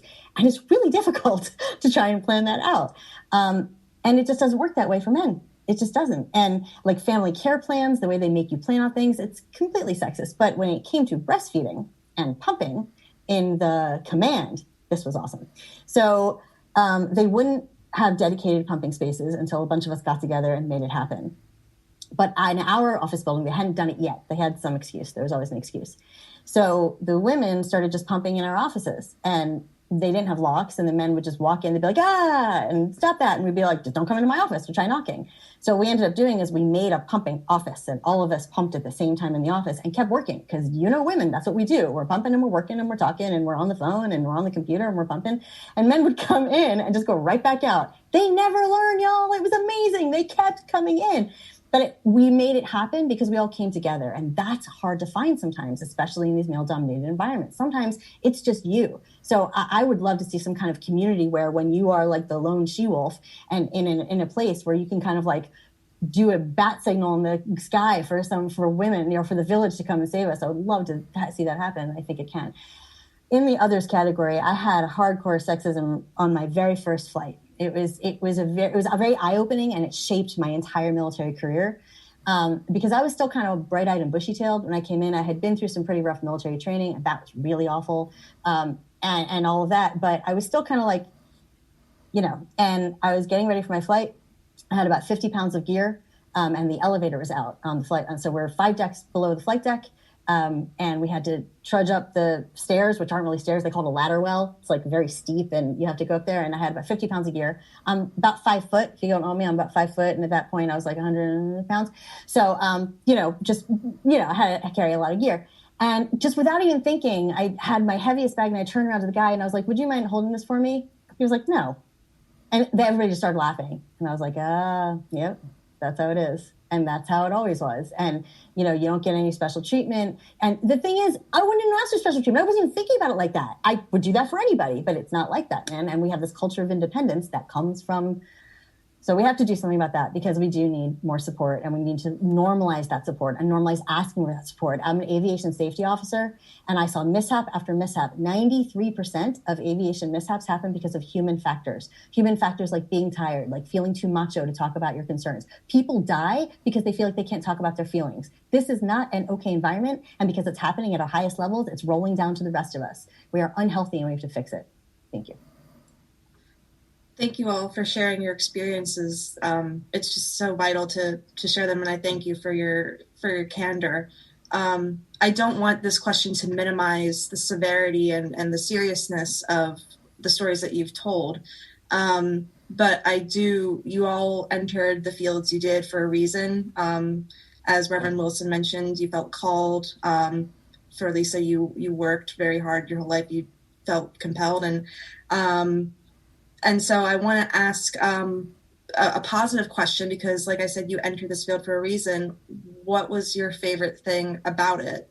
What is your favorite thing about being in this field? What makes you love it and look forward, even if it doesn't make you want to go every day? It makes you want to be in it for the long haul. And this will be the last question, because we're aiming to wrap up at around 7:45. So whoever. I guess I can speak. I think I was born into this beauty field, because I remember being maybe 10 or 12, wanting to play in my mother's hair, didn't have rollers, took some my lunch bags, and made some rollers in her hair, just try to make her beautiful for work the next day. What I like most about my line of work is the beauty part. Like, we lift so many women, just making people feel special. And I don't think I'm just a cosmetologist. I am your doctor. I am your lawyer. I am your Indian chief. I'm everything. That 45 minutes to an hour that you spend with me, I play many roles. And it's okay. It's okay, because some people come in feeling, but when they leave, they are inspired, empowered, they're lifted. So what I think may be a bad day ends up being a good day. So I love it. I'm in it for the long haul. As long as my body allows me to do it, I'm in it. So I love everything about my job. I'll go. So I'm different, as you probably already can figure out. And before I went into the military, I think a lot of people just didn't really think I could do much. I was in finance and I had a good job, but I think people just thought I was a lot going on up here. And the military showed me what I'm capable of in a lot of ways, good and bad. But I was, controlling 20 planes and listening to 10 radios and being in charge of 5 crew members. I was in life and death situations several times. I saved lives. I saved my own life. I have been through more than a lot of people are through in multiple lifetimes, and it's because of this crazy brain. Y'all, hey, sorry, they're anxious, maybe down. Got a lot of kids, and the military harnessed that. And it was through trauma. And that's the hardest part of what we all go through, is that trauma is what turns us into who we are. And it is that beautiful trauma, like Pink says.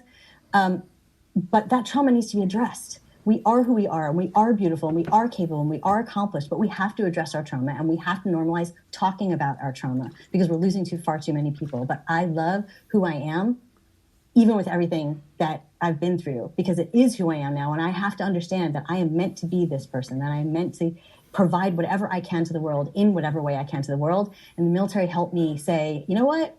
I'm a badass. I've done this. I'm here. I'm a clutch player. Put me in, coach. I can help.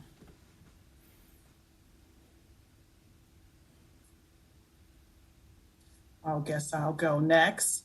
I think I remember the question, and the question is, why are you doing what you're doing? Is that what I'm hearing, Emma? Say it again. Yeah. Well, what's your favorite thing about your job that makes it worth doing? Serving. Believe it or not.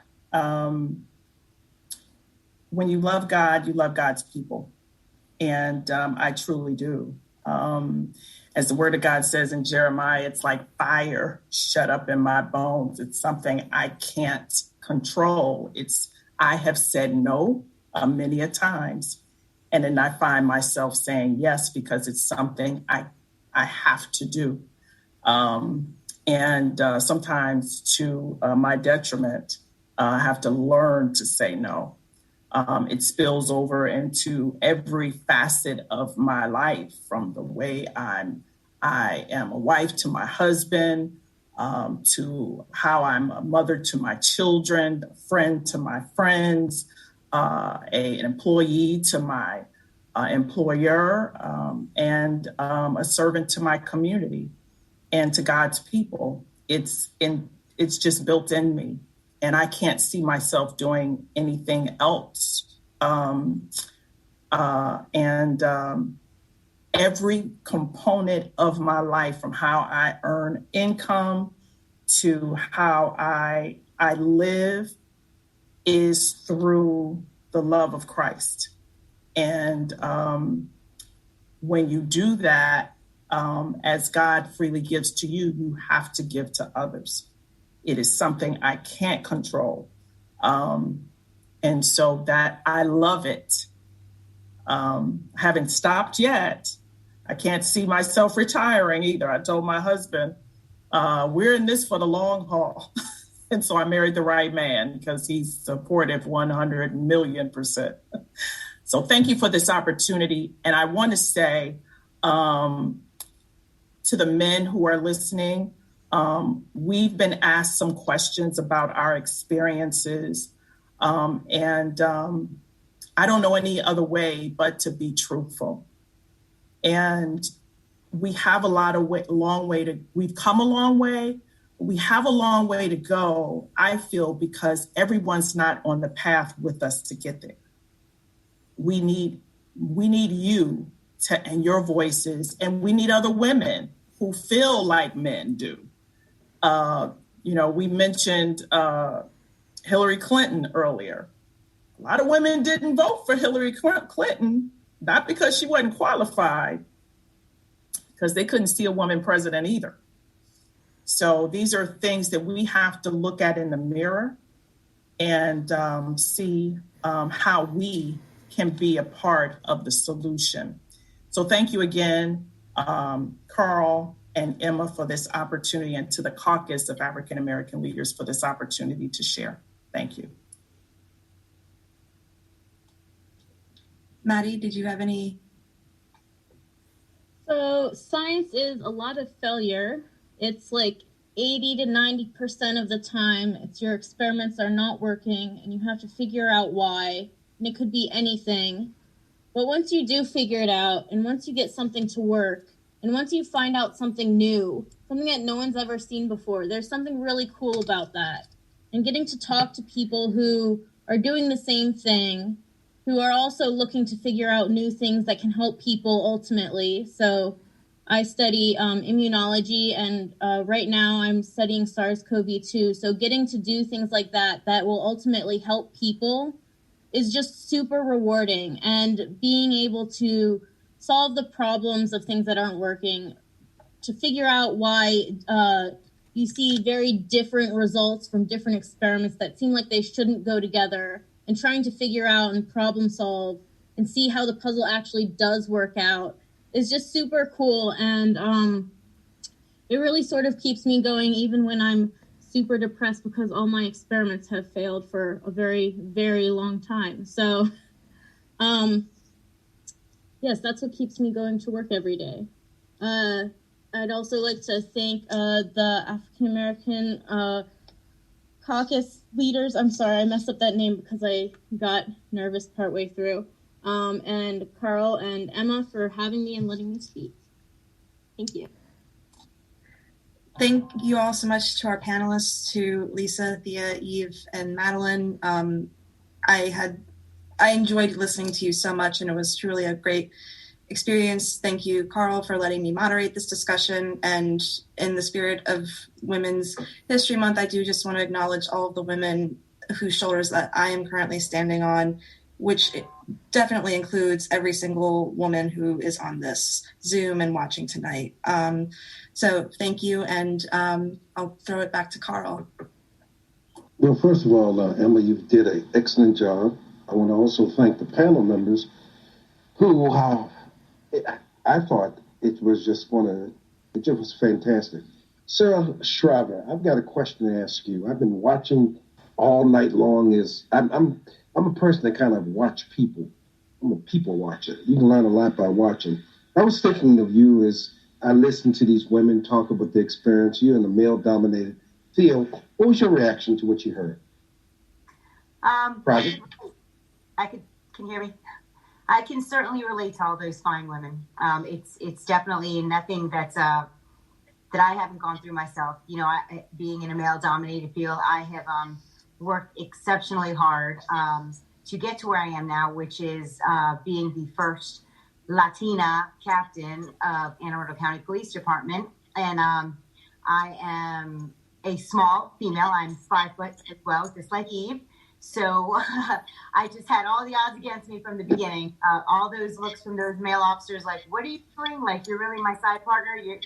You really are going to save my life. But I worked hard, and, you know, I've got my mother's fire, her Latin blood running through me. And it's just like what these women were saying, you know, if you persevere and you have that true grit within you, nothing's going to stop you. Not even, you know, all those men that just cast those doubts upon you day and day. And don't be, you know, mistaken. Just because I am a captain and I'm, the commander of the training division, don't think that it's an easy road for me now.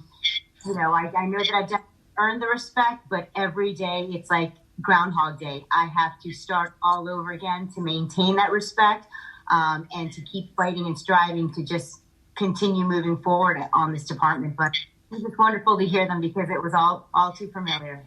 Thank you for asking. Thank you. Amen. Absolutely. Thank you, Sarah. Thank you. I wanted to also ask just two other women who've been watching, and I've got my reasons for doing this, as you will see in a moment.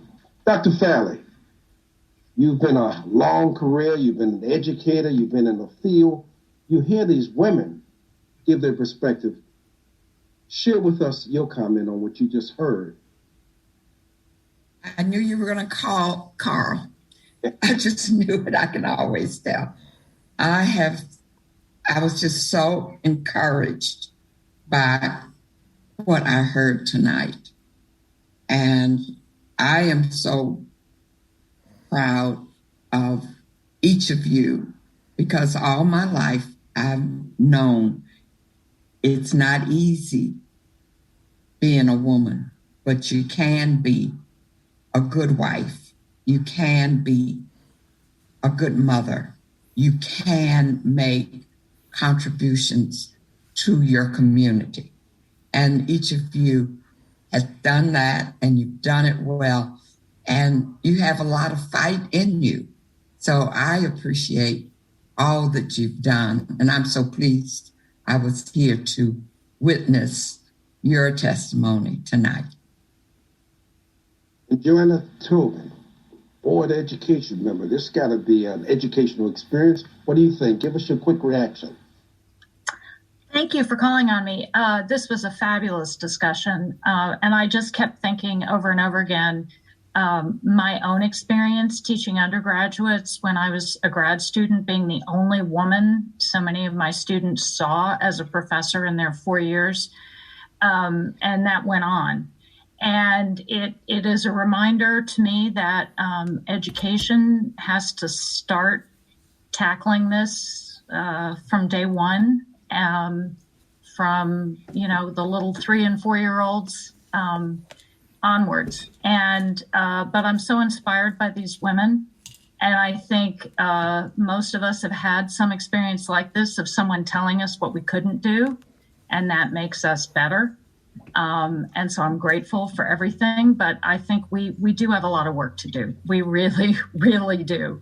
So Emma and Carl, thank you so much for this. And thank you to the incredible women who shared their experiences. And thank you, Delegate Henson, for starting this off so beautifully. It's been inspiring. And I know in the education field, it's confirmed so many things I've experienced and I know, and it's inspired me to keep working even harder. So thank you. Thank you. I want to share with the audience a couple quick community announcements before we depart. 3 years ago, we started a program, thanks to Dee Goodwin and others, called the Michelle Obama Award. One of the things Michelle Obama said during the presidential election that I've never forgotten, when they go low, she said, we go high. And it was kind of an indication of what women have done historically.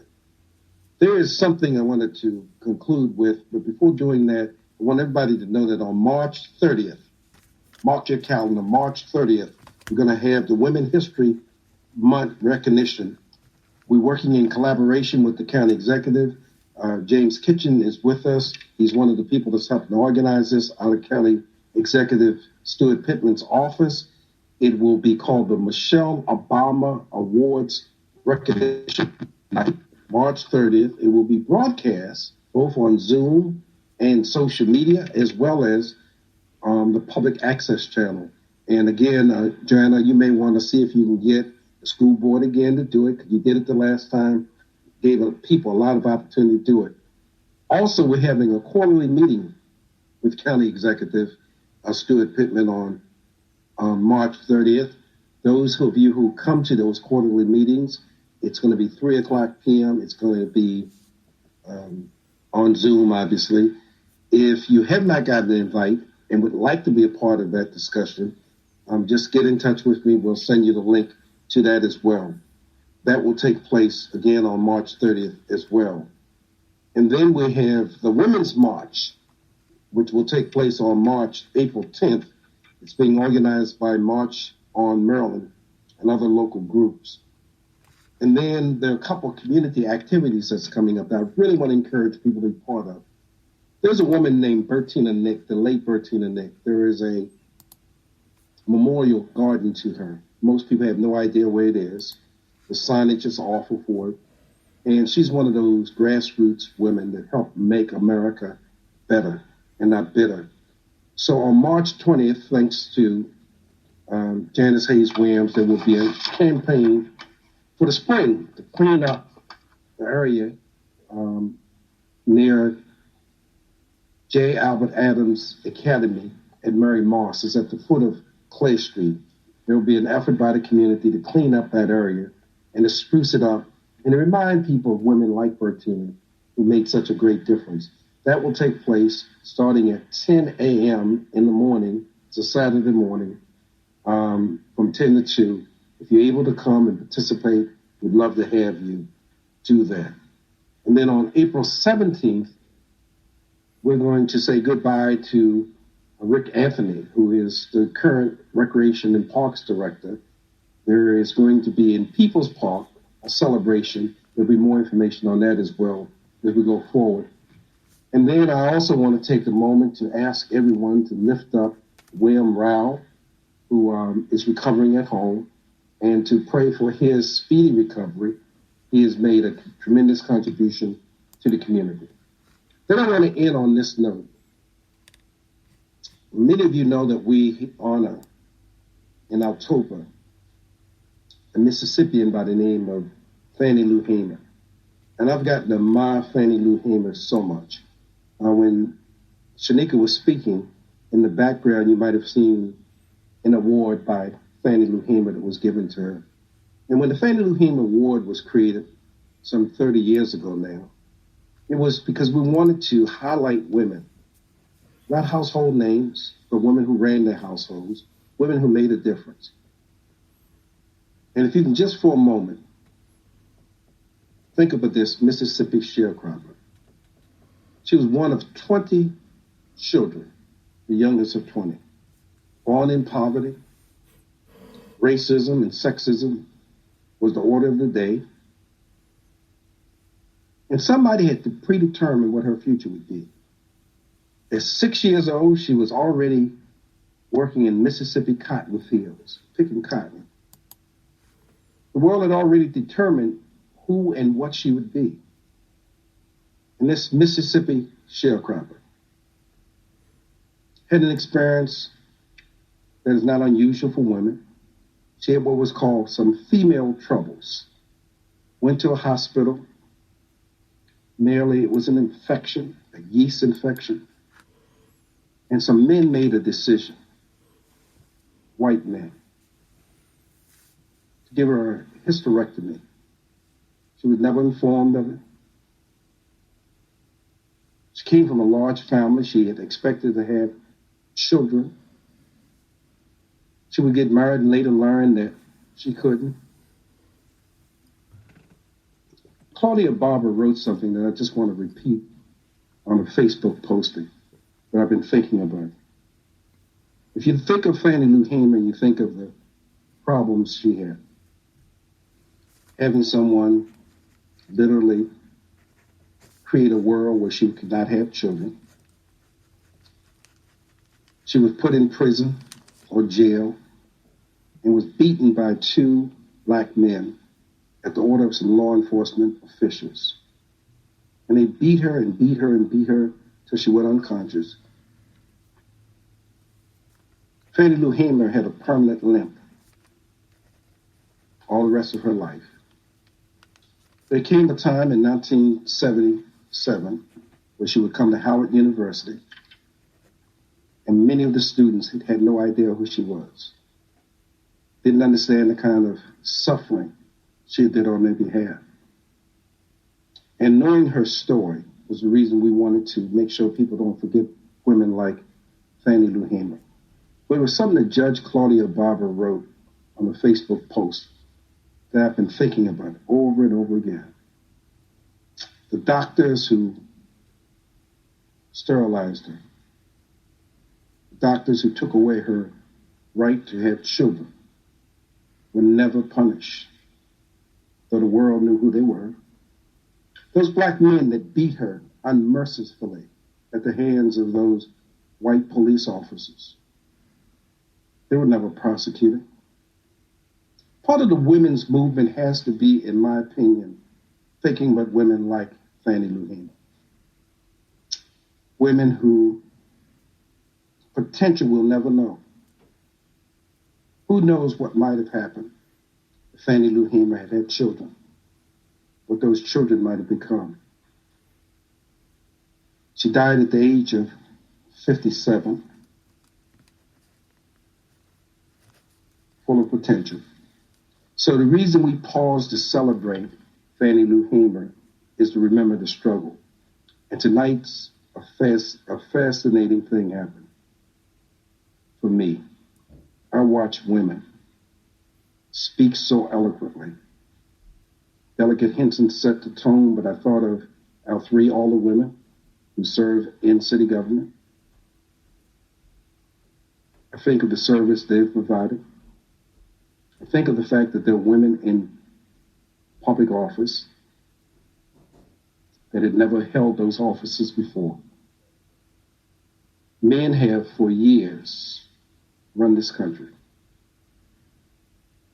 We will now see whether or not when women get to positions of power, whether they will bring about a change or whether they will become part of a male-dominated system and whether the status quo will remain the same. So I want to take this occasion to thank all of the people who participated, many people who've been watching on Facebook, to ask you to join us next month, same time, same place, as we continue the struggle. Now I'm going to call on the Reverend Ricky Nelson Jones to give us the benediction. The benediction will come from Psalm 19. The law of the Lord is perfect, converting the soul. The testimony of the Lord is sure, making wise the simple. The statutes of the Lord are right, rejoiced in the heart. The commandment of the Lord is pure, enlightening the eyes. The fear of the Lord is clean, enduring forever. The judgments of the Lord are true and righteous altogether. May the grace of our Lord Jesus Christ and the love of God and the communion of the Holy Ghost be with you all now, henceforth, and forevermore. Let us respond. Amen. Amen. Amen. Amen. God bless you. Thank you.